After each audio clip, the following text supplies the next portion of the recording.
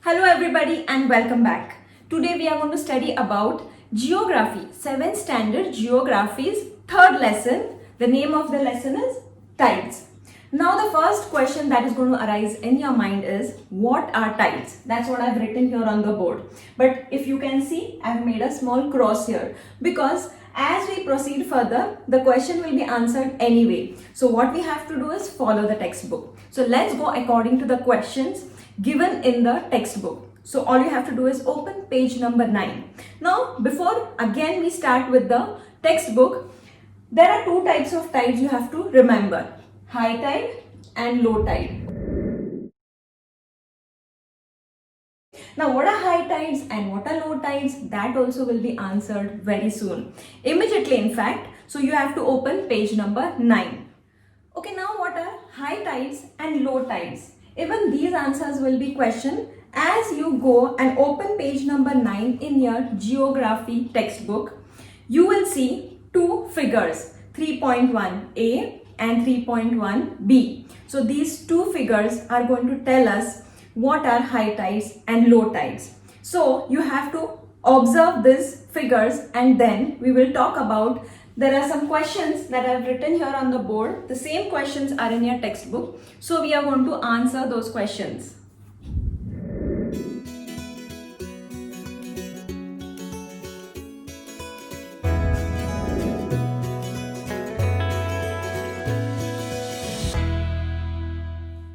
Okay, now I hope that you have already observed 3.1a and 3.1b.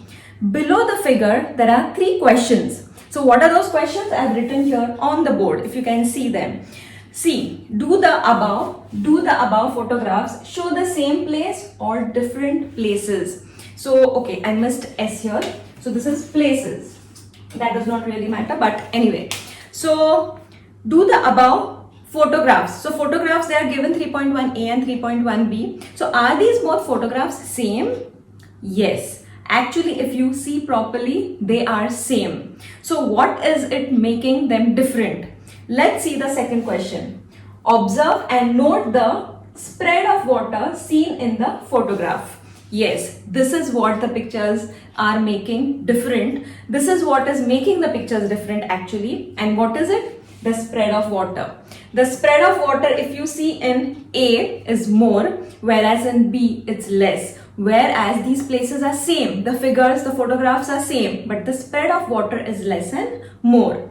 Third is, what is this natural event called?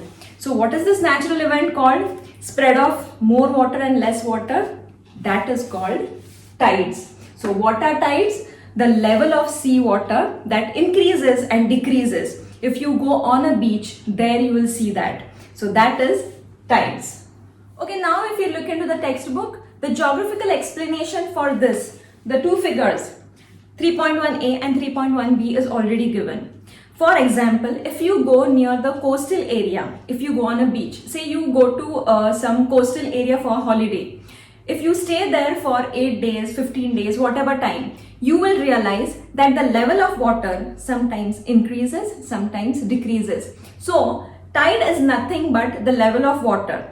Sometimes the level of water is more. When it is more, it is called high tides. And when the level of water is low, it is called low tides. Okay, so this is what tides are.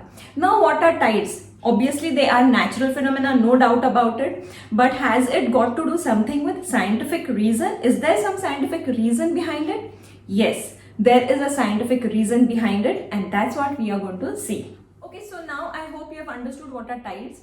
Though we are going to see further what are tides, the level of water that increases and decreases. See, for example, you are standing on a beach, okay? So wherever you are standing, you will realize that water does not reach till your feet. The waves come and go right in front of you, but they do not reach till you. So that means that day there are low tides. And sometimes you are standing in the same position, in the same place, but the water levels sometimes even comes near you or also goes behind you. So that time you have to understand that those are high tides.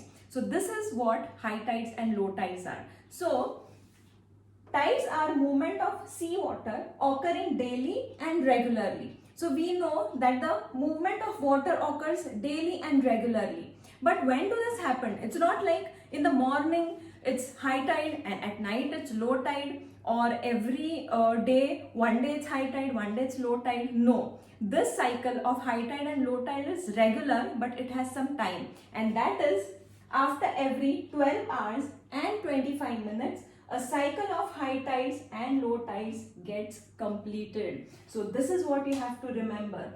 What is the duration of high tide and low tide?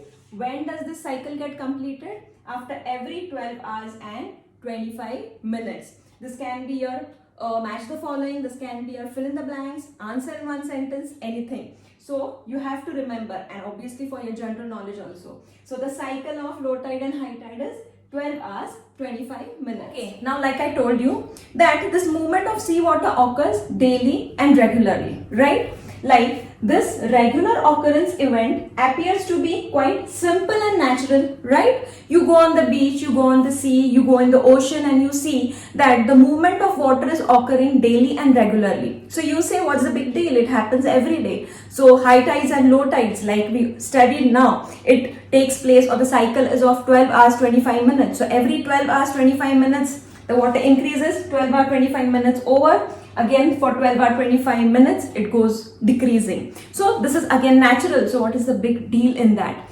Well, the big deal is that this natural, which looks quite simple and natural, it has direct relation with the sun, the moon, the earth, and gravitational and centrifugal force. Now we already know, we know what the sun, the moon, and the earth are, right? But gravitational force, of course we know what gravitational force is. That's why we are standing on earth, right? Gravitational force is pulling us on the earth, and that's why we stand. Now you will have to understand what is centrifugal force. We will study about this, but all you have to remember is it is just the opposite of gravitational force. If the gravitational force is pulling us here, the centrifugal force is throwing us out. So that's what we are going to understand in this lesson again.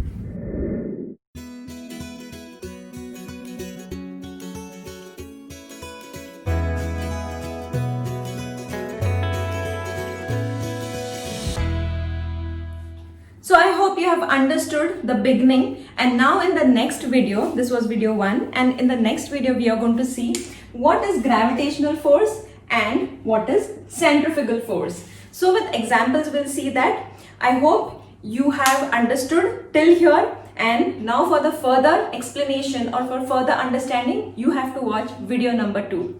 Thank you for watching.